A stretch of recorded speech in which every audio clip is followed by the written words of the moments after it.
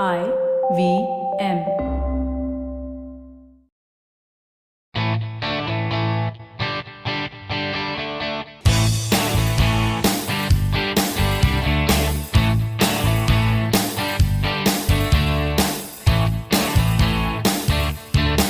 Hello and welcome to a brand new episode of the Musafir Stories, India's very own travel podcast, where each week we discuss the story of travelers in their own words and relive their experiences with you, our listeners. Hey guys, welcome to a special series of the Musafir Stories. Well, we hope it is a series where we explore our own backyard, Bengaluru. In this episode, we are walking down a bustling area known as the Pete area. The beginnings of Bangalore pretty much start here in this area when Kempe Gowda in the 16th century established the Bengaluru city. Kempe Gowda is the founder of Bangalore. He was a feudatory ruler of the Vijayalakshmi Empire. Helping us explore this historically significant Pete area is our guest Sujatha Balakrishnan. Sujatha is a teacher by profession. She is a historian, an actor, and an artist by passion as well. Sujatha is a walk leader with a very well-known heritage walk community here in Bangalore, and that is how we met her. We recently did a heritage walk with her, and we learned not only about the history of our own city, but we also learned so much about the rich secular values that it had in its roots. And we felt it was so important to share it with you guys. So that's with today's episode. So the walk and this episode is called the Dargah to the Dharmaraya. For the reference of you guys, a Dargah is a shrine of a Sufi saint, and a Dharmaraya is a very famous temple here in Bangalore. It happens to be one of the oldest temple here in Bangalore and is a temple of one of its kind because it's dedicated to the Pandavas. So on to Sujatha, hearing more about the Dargah to the Dharmaraya walk. Let's hear more. This Dargah actually, if you go to see, it actually goes back to 1761. Actually, it was built by Hyder Ali. So now we talk about Hyder Ali, who was the Sultan and the de facto ruler of the Kingdom of Mysore from 1761 to 1782. A lot of you guys would also know him because he was the father of the famous southern Indian ruler, Tipu Sultan. Sujatha talks more about this Dargah that was built during the time of Hyder Ali. I mean, there are a lot of legends, a lot of stories, different versions you have. It's a couple of them I would like to share with you. One is, it is believed that Hyder Ali was actually reconstructing the mud fort built by Kempe Gowda. Sure. Okay, so that time he had a lot of construction people, laborers who came in, and there were 3 masons who actually did the job for him, helped him in the construction. Morning till evening they used to work as laborers, but the evening when he used to just see, because he had to pay the wages for, the labor wages had to be paid, they used to be absconding or they used to be missing. So he noticed this for a couple of days, then he felt a little guilty, and so he sent his men and he said, please follow these men and I need to know who these men are. Okay. So these people went, and then when they reached the place where these people used to sleep in the night, they could only see one body which was cut into 3 parts. And 2 dogs which were guarding the body. So he was taken aback and he said, this is definitely not human. There is something, it's much more. It must be something divine. Then only he realized that they were Sufi saints. So the Dargah which we have started is the Tawakkal Mastan Baba. Actually there were 3. Okay. Manik Baba, and then the other one was Hazrath Tawakkal, and then Tipu. Okay, so these are the 3... The 3 Sufi saints actually, Sufi saints. who actually came from Persia. Okay. Yeah, that is the story. Says they were, and one says they were actually, Tawakkal Mastan Baba was actually a Persian horse trader, and then he came to India, and later on became very spiritual, and he got things. But the most, I think, reliable, or I wouldn't say reliable, the most heard story is about the masons, as they came as masons, and then did not take the wages. Then Hyder asked him, and in fact Tipu Sultan was named actually one of the Sufi saints actually. So he asked him what I would like to do, I would like to repay because you've done so much. Then he said, okay, just build this Dargah for me. So that is how the Dargah was built. And then When I visited the Dargah for doing some homework for the walk, I saw that there was actually, as I told you, it goes across socio-religious borders. There are everybody. There are Hindus, there are Christians, there are Sikhs, a lot of people. And when I went, I saw the Khadim, Dargah, the priest, the so-called, that's what he's called as Khadim. So I saw him actually, talking to a Hindu mother of about 40 years who was saying that her daughter, Lakshmi, was actually unwell and she had a stomach pain. And immediately he gave her the sacred ash and then he tied something there for the thing. So the kind of faith, the kind of belief, that is what really moved me and touched me. And also, it's also called as a lock and key Dargah because they believe that, in the premises of the Dargah itself, you will see that there's a beautiful huge lamp. Lamp actually is the Hindu kind of this thing. On top you see the moon, the half moon. So that shows the culmination or the amalgamation of religions. That's also something very interesting, right? That's really interesting. So the lock and key story is that people just come and then they come with a lock and key and then they just lock the thing with the key and then take the key. That means all the problems, all the troubles, they're leaving it at the feet of Allah or whatever is the Sufi saint. You just leave it there. You know that everything is going to get solved. And as I told you, every Dargah is secular. But then this goes beyond that because it has a connection with the Dharmaraya Temple. The Dharmaraya Temple actually is it's actually the one, I would say this is the only temple built for Yudhishthira in the Mahabharata. The Pancha Pandavas. So Yudhishthira actually it was built. Because otherwise you usually see only, like Ganesha temples, Hanuman temples. These are, the commonly known temples, you see. But this is something very, very different. So his wife, Draupadi. So it is believed, if you want a little bit about the Karga story, then I can tell and then I can connect it with the Dargah. Well, so the Tawakkal Mastan Dargah basically celebrates 3 important festivals each year. And one of the festival that it celebrates is the Karga festival. Interestingly, the Karga festival is predominantly celebrated by a Hindu community here in Bangalore called as the Tigalas. The Tigalas celebrate this Karga festival to pay homage to their mother Draupadi. We will hear Sujatha talk more about the deep connection that the Dargah and this Karga festival has. As we continue our Pete walk, we reach the Doddapete and the Chickpete area. Sujatha tells us about how these different sections of the Pete got its name based on the commodities that were sold there and also based on the occupation of the residents who lived there. Keep your eyes open, or rather keep your ears open, as you are going to hear a very surprising connection of a very famous Maratha king with the Bangalore. So the next one would be, I would be from the Dargah as you move on to, and that's actually a long stretch which is known as the Chickpete. So you have the Doddapete, which is the current Avenue Road. Okay, Doddapete means big market, and Chickpete in Kannada it means small this thing. So these are all the crossroads. Okay, the main streets from north to south, and east to west are the smaller streets. Almost like a grid system like New York. They call avenues and streets, right? Okay. So as we get out of the thing, the first thing which you come is the Balepet. Balepet, which, as I told you, Kempe Gowda wanted a diverse community of traders in his neighborhood. He wanted a lot of tanks, he wanted a lot of temples, something very nice and vibrant.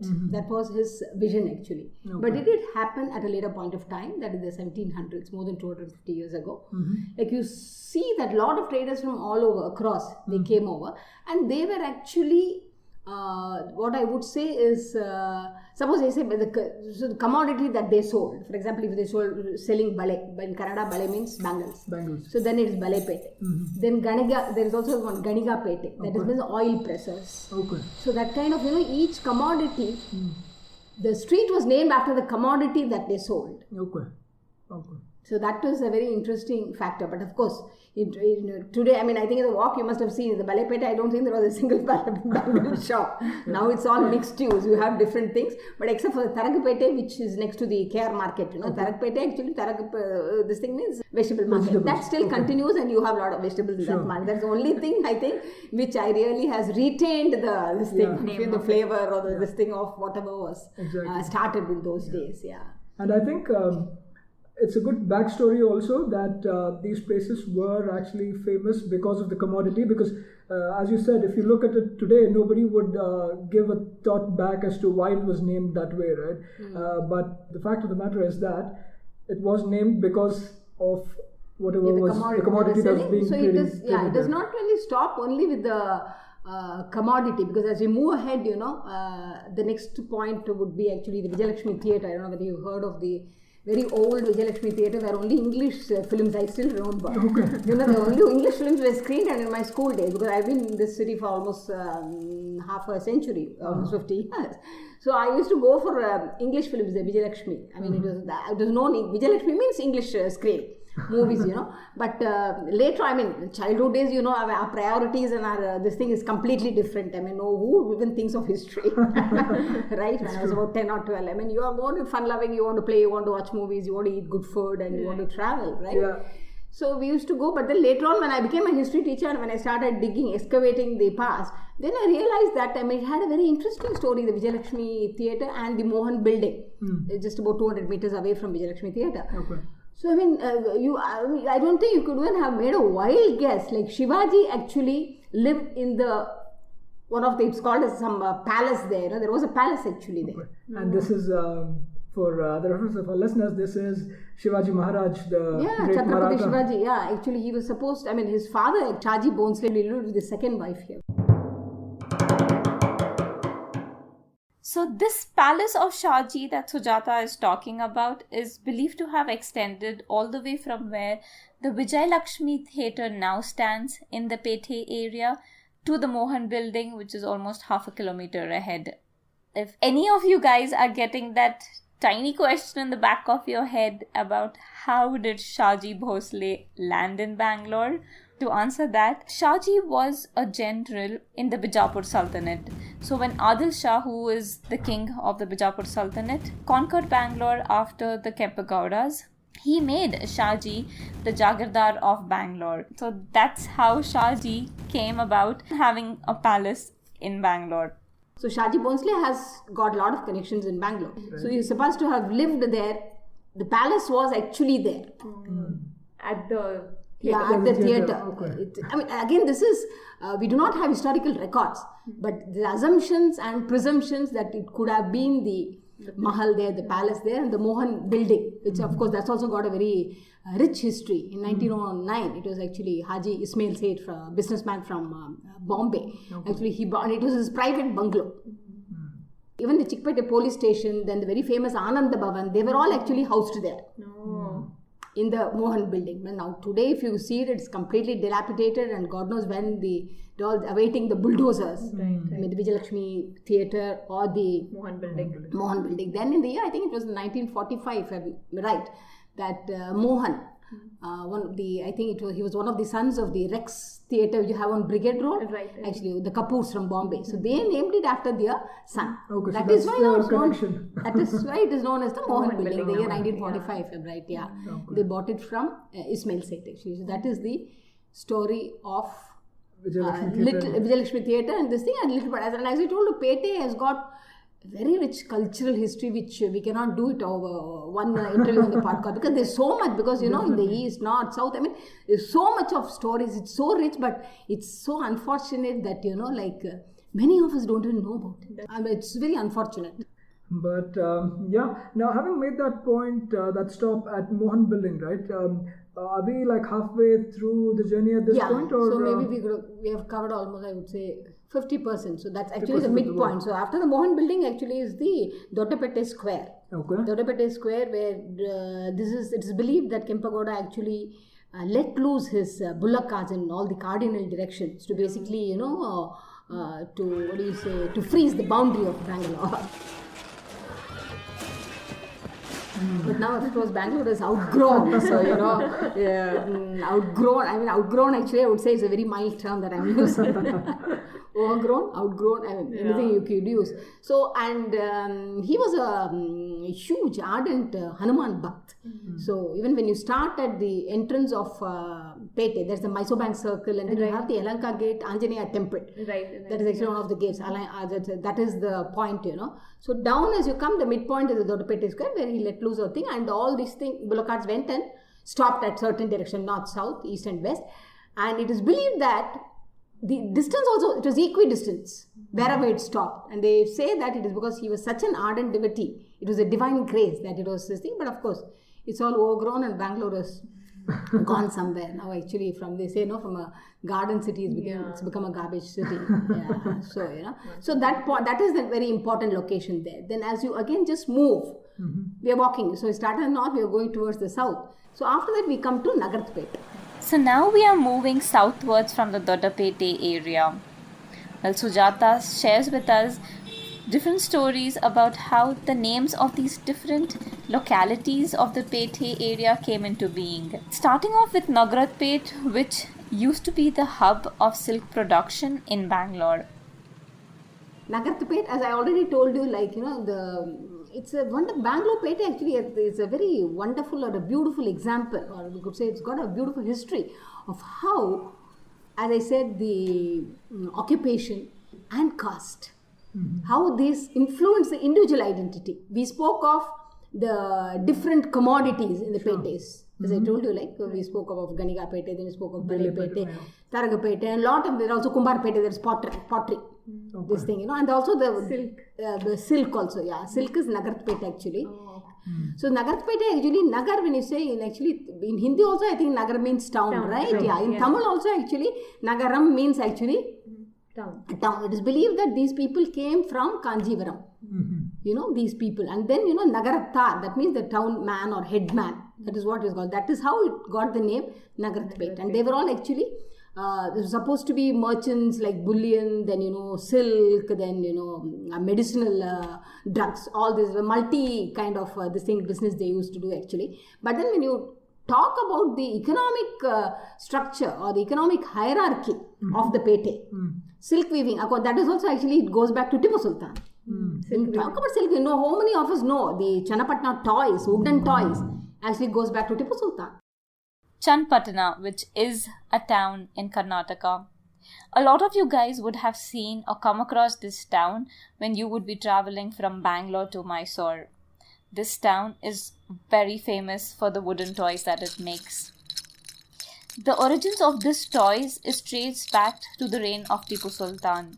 He invited a number of artisans all the way from Persia to teach the local craftsmen about this craft of toy making. How many of us knew that?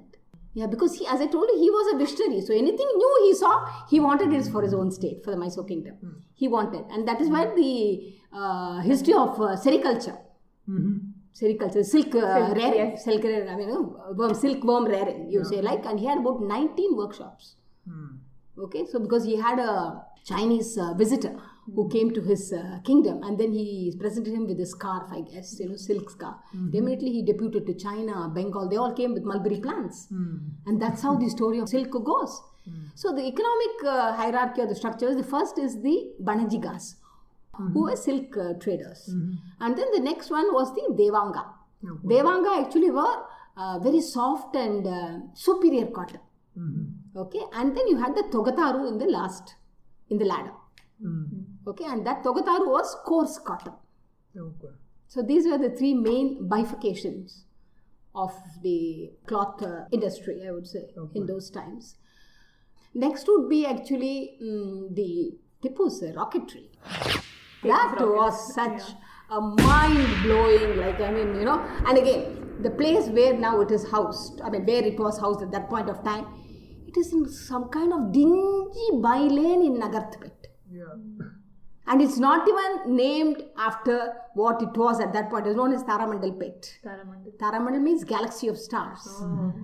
And Tipu, all of you know, I don't know whether you really know about his rocket history, because he was a pioneer, and now they are known as Congreve rockets, because after Tipu died in the fourth Anglo-Mysore, in 1799, So it is believed that some of the rockets were taken to UK, and then a lot of R&D, research and development, and then they were used in the future Anglo-American wars, the Battle of Waterloo, Napoleon. It was used in that war. So then they named it after Congreve. Actually, it should be named Congreve. It was Tipu who founded it. And what was the highlight? What was so special about Tipu's rockets?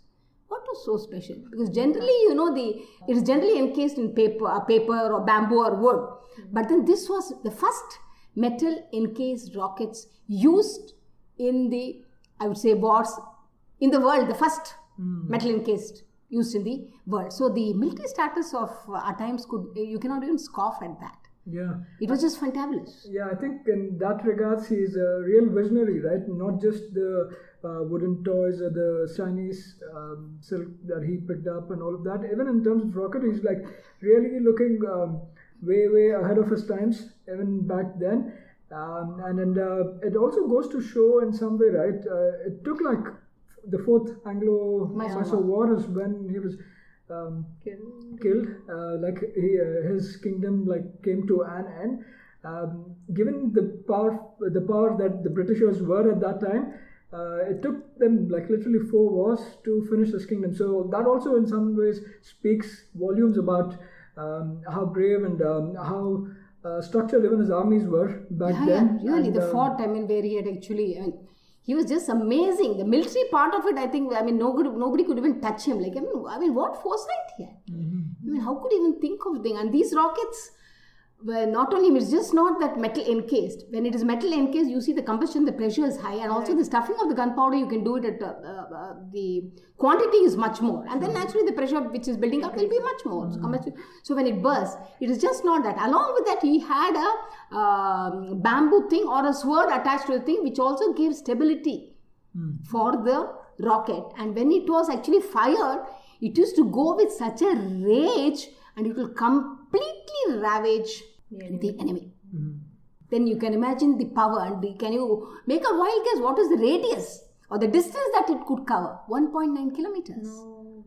Yeah, we're talking about the 18th century here, right? Not even close to the World Wars. That's what I'm saying. This rocket, I think he was a pioneer, and actually Abdul Kalam, who actually when he went to NASA, he said he saw something about Tipu and this rocket thing. He said, at the NASA. Yeah, and he said there was a mention about Tipu Sultan. He felt very bad. He says, in our own country, our own person who was so great, we don't have anywhere any mention about it. Isn't it sad? Yeah. It's really sad. So the next stop would be the Dharmaraya, where we go, and that actually Dharmaraya, because he had actually 4 workshops. I think it was Chitradurga, Srirangapatna, and then Bangalore actually was one.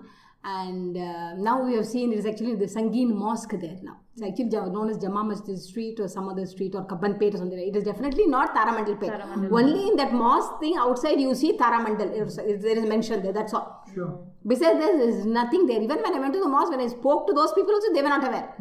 This is क्या बात कर रहे हैं, हमको कुछ मालूम नहीं है. So that is the saddest part, and that had so much of history. You need to have a monument, you need to make it like a museum.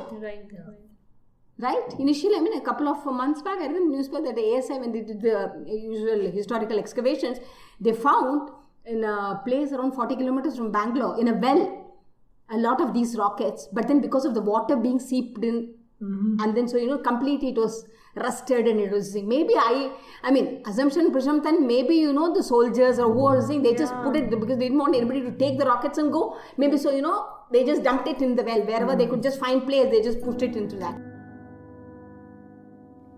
After the fall of Srirangapatna in the 4th Anglo-Mysore War, close to 600 launchers, 700 serviceable rockets, and 9,000 empty rockets were confiscated by the British. Such was the rocket arsenal of Tipu Sultan's army. A lot of this technology was taken all the way back to Britain. After a number of R&D that was done, this technology was used in their other colonial wars, including the war with Napoleon.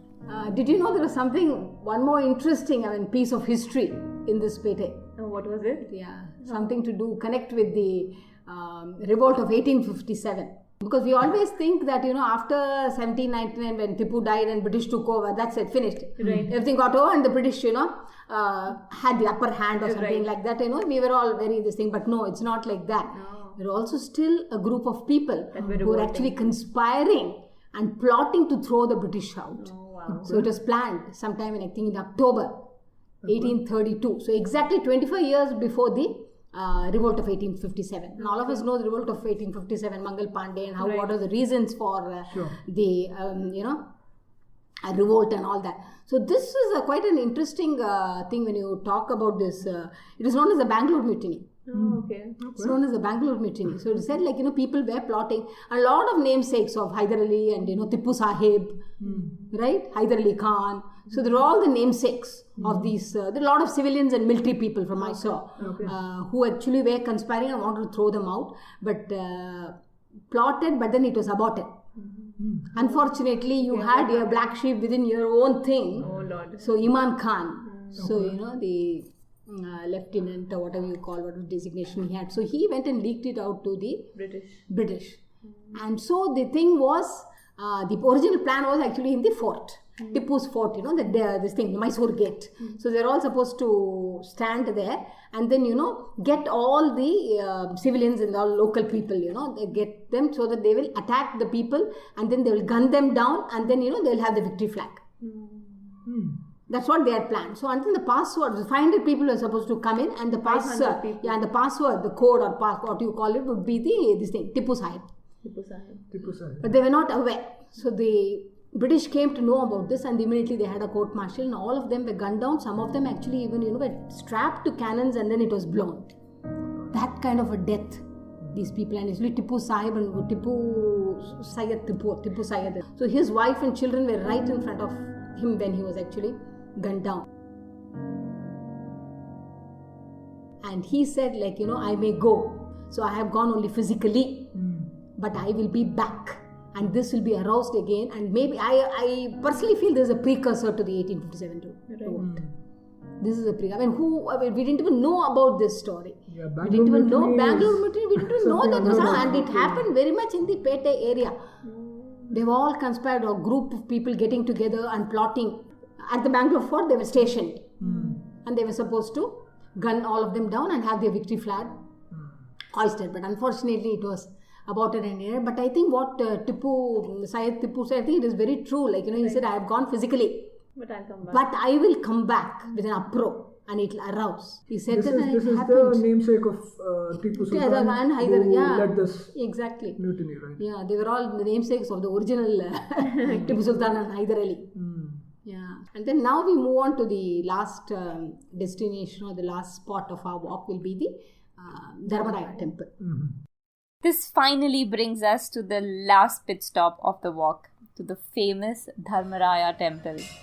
This temple is one of its kind and is believed to be one of the only temple that is dedicated to the Pandavas and to Draupadi. The temple is also the starting point of the Karaga festival, which we touched upon in the beginning of this episode. The temple per se is supposed to be almost 800 years old, but there are again a lot of histories, legends talking, stories saying that it could be built by the Ganga dynasty 1,000 years back, or the Tigala community. The Tigala community actually is the horticulturists, agriculturists who actually moved to Bangalore from southern India.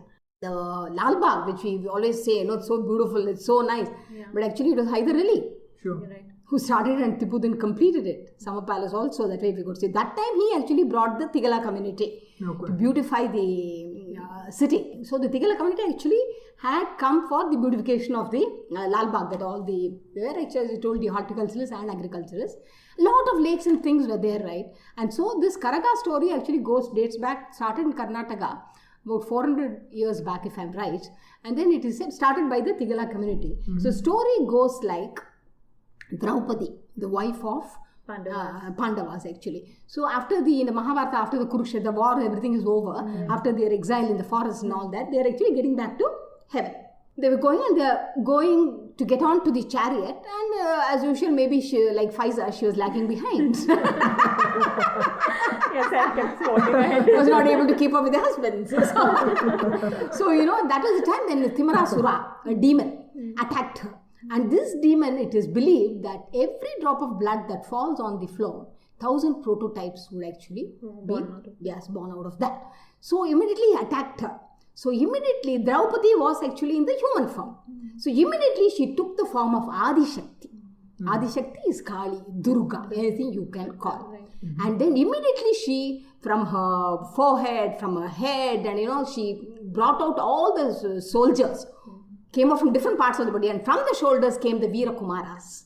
Veera Kumaras are actually hero sons or heroic sons. Brought them, and then of course she killed the demon, and she was about to go, and that is the time when the Veera Kumaras went and pleaded and told her, that you should not go, you should stay with us. How can you go? Then immediately Lord Krishna told the Veera Kumaras, go and plead, and when there's a lot of love and there's so much of love in you and compassion, and when you ask her, she will never refuse. So they went and asked her and told her, you should not go. Then she said, no, not to worry, my sons.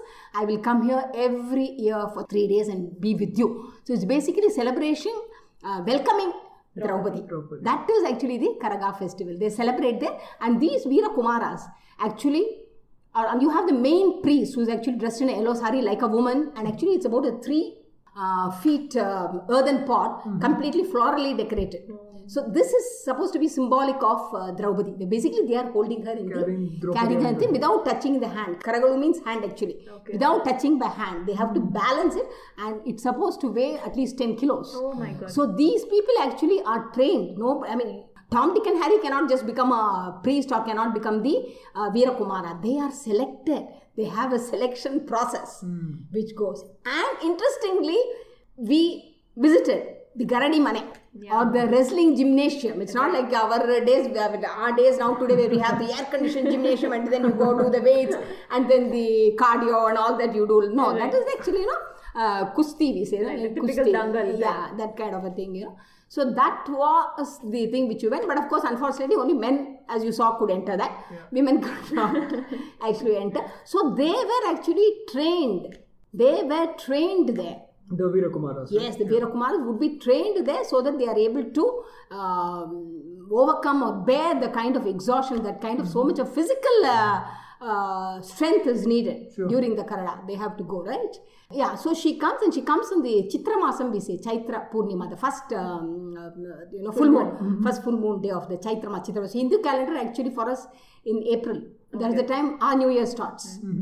Right? April 14th. Right. That is the time. So that is the day when she comes actually. That's where they see, and it is almost a 9-day festival where they go around the city, town actually. And then one of the stops is the Dargah. One of the stops is Dargah. Why Dargah is actually, it has a story. So when the procession will be like so many people will be there. It will be like, there will be a stampede in fact. So now today the latest they say 1 lakh of people in the Dargah across again cultures, castes, communities. It's a kind of again amalgamation of all people coming together. Really practically enjoyment. It's that 9 days actually is very festive. People just enjoy forgetting everything, right? So it starts, and when they were actually, the procession was actually en route. We see that Tawakkal Mastan actually was walking on the thing because Dargah is then actually walking. Then he was actually pushed, or almost he was pushed and he fell down. Then he actually cursed.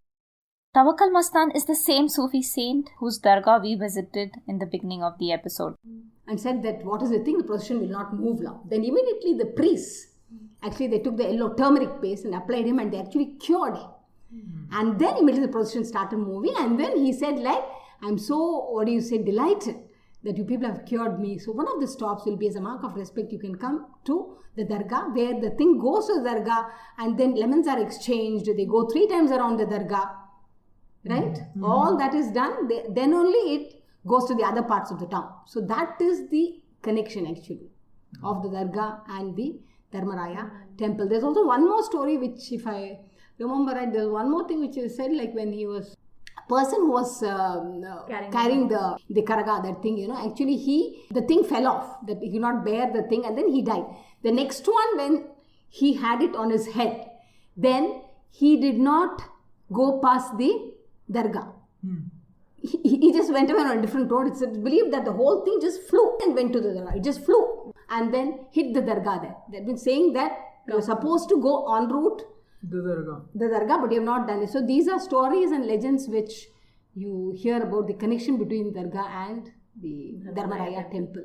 Yeah. So also it's almost like I would say it's a civic ritual, I would say, because generally when you talk about it, like I mean, when you have your own festivals, each community or each caste just celebrates. Yeah. But here it's not like that. It is a civic ritual because the whole city is celebrating. Is involved and is in the whole in the process of the thing. So yeah, I would call it a civic ritual. Absolutely. And I think that also kind of makes like a grand conclusion also, right? How this is, even with evolving times and everything, this rich heritage and tradition has been maintained over the period. And thank you so much, Sujatha, for like taking us through this delightful walk and giving us all the backstories from each pit stop to pit stop.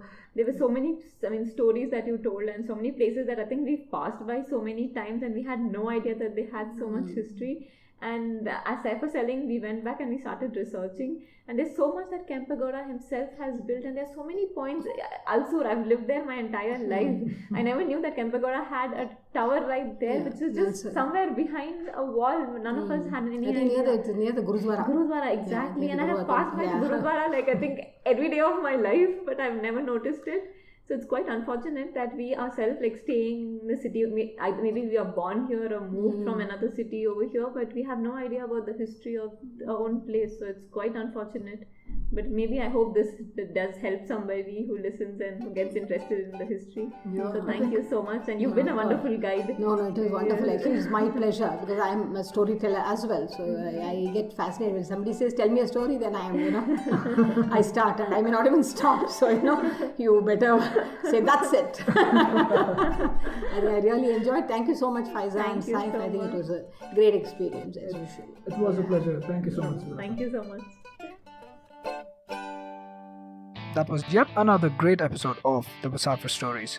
If you guys like the show, please subscribe to us on iTunes or Apple Podcasts, Audioboom, Savan, Pocket Casts, Castbox, Stitcher, or any other podcasting app available on iOS or Android. Please do leave us a review on iTunes. It goes a long way in the show's discoverability. You can also follow us on Facebook, Twitter, or Instagram. We go by the handle The Musafir Stories. Or, if it suits you, you could email us at themusafirstories@gmail.com or visit our website at www.themusafirstories.com for more information. All of these links will be made available in the show notes section of each episode. So here's to more traveling, sharing, and inspiring. Stay tuned for our next episode. Until then, happy travels and goodbye.